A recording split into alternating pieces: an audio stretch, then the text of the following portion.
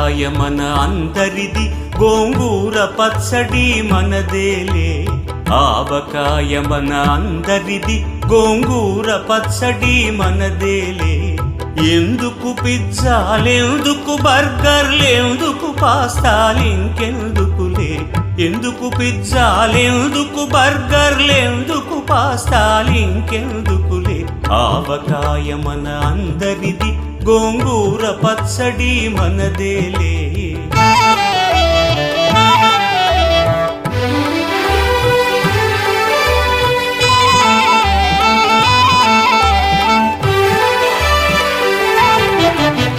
ఇడ్డెన్లలోకి కొబ్బరి చట్నీ, పెసరట్టులోకి అల్లమురా.